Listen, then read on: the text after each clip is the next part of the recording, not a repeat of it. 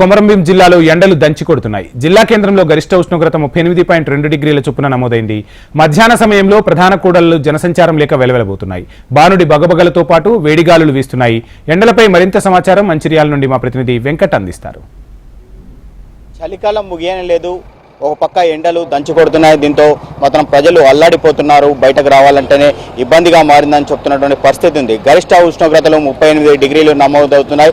దీంతో మంచిర్యాల కొమరంభీం జిల్లాలో మాత్రం ప్రజలు చాలా ఇబ్బందులు పడుతున్నారు. ఒక సింగరేణి క్షేత్రంలో మాత్రం అత్యధికంగా ఎండ ఉంటుంది. దీనికి 38 డిగ్రీలకు 1-2 ఉష్ణోగ్రతలు గరిష్టంగా అధికంగానే ఉంటాయి. దీంతో పాటు వేడి నుండి తట్టుకోలేకపోతున్నట్టు సింగరేణి కార్మికులు చెప్తున్నటువంటి పరిస్థితి ఉంది. మొత్తానికైతే ఉదయం పూట విధులకు వెళ్తున్నారు. తిరిగి రిటర్న్ రావచ్చేటప్పుడు కానీ మళ్ళీ సెకండ్ షిఫ్ట్కి పోవాల్సి ఉంటుంది కార్మికులు. అలాంటి పరిస్థితుల్లో వాళ్లకు ఎండ తీవ్రత ఎక్కువ ఉంటుంది. అక్కడ ఏదైతే కొమరంభీం జిల్లా మంచిర్యాల జిల్లాలో కలిపి 5 ఓపెన్ కాస్ట్ గనులు ఉన్నాయి. ఓపెన్ కాస్ట్ గనుల్లో పనిచేయాలంటే కూడా ఇబ్బందిగా మారింది. ఓపెన్ కాస్ట్ గనుల్లో ఇప్పటికే తగు జాగ్రత్తలు చర్యల్లో భాగంగా వేసవి చలవ పందిళ్లు ఏర్పాటు చేయాలి. వారికి మజ్జిగ ప్యాకెట్లు, ఓఆర్ఎస్ ప్యాకెట్లు కూడా పంపిణీ చేయాల్సి ఉంటుంది. ఇంకా పంపిణీ ప్రక్రియ ప్రారంభం కాలేదు. ఒక పక్క వేసవి తాపాన్ని తట్టుకునేందుకు మరోపక్క పుచ్చకాయలు, కొబ్బరి బొండాలు లాంటివి కొనుగోలు చేస్తున్నారు. వాటి రేటు కూడా అత్యధికంగా రోజు రోజుకు వాటి ధరలు పెరుగుతున్నాయి. ఒక పుచ్చకాయ కొనాలంటే 100 రూపాయల నుండి 150 రూపాయలు అవుతుంది. కిలోకు పుచ్చకాయ 30 రూపాయలు అమ్ముతున్నారు. అట్లా 100 నుండి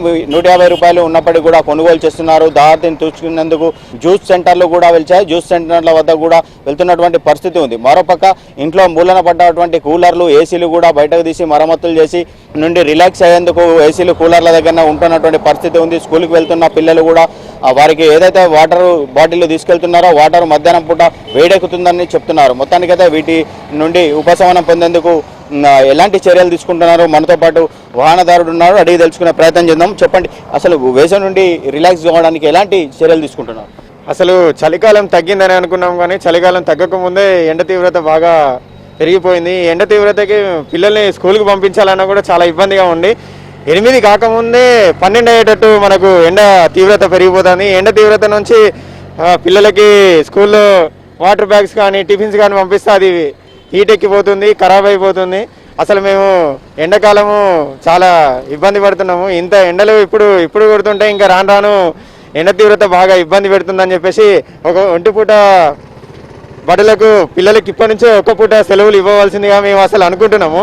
రాత్రి కూడా ఉష్ణోగ్రత తీవ్రంగా పడిపోతున్నాయి. ఉక్కపోతలు పోస్తూ కూలర్ల కింద ఉండమని అక్కడే ఉండాల్సి వస్తుంది. దీని మీద తగు చర్యలు తీసుకోవడానికి మేము ఎన్నో రకాలుగా పుచ్చకాయలు కానీ ఈ మన కొబ్బరి బొండాలు తాగాల్సి వస్తుంది. ఎండ తీవ్రత గురించి బాగానే ఉంది. మొత్తానికైతే ఇలాంటి పరిస్థితుల్లో ఎవరు కూడా అవసరం ఉంటే తప్ప ప్రయాణాలు చేయకూడదని వైద్యులు సూచిస్తున్నారు. మరోపక్క బస్సుల్లో ప్రయాణం చేసేవారు తగు జాగ్రత్తలు తీసుకోవాలి. వేడి గాలి వల్ల ఎండదెబ్బ తగిలి కూడా అనారోగ్యం బారిన పడే అవకాశాలు ఉంటాయి కాబట్టి జాగ్రత్తలు తీసుకోవాలని వైద్యులు సూచిస్తున్న పరిస్థితి ఉంది. గడిచిన నెల మొదటి వారంలోనే ఉష్ణోగ్రతలు ఇలా ఉంటే ముందు ఎలా ఉంటాయని చెప్పి ప్రజలు ఒక పక్క వాపోతున్నటువంటి పరిస్థితి ఉంది. ఎండ నుండి రక్షణ చర్యలు పాటిస్తూ తగు జాగ్రత్తలు తీసుకుంటూ వెళ్లాలని చెప్పి సూచిస్తున్నటువంటి పరిస్థితులు ఉన్నాయి.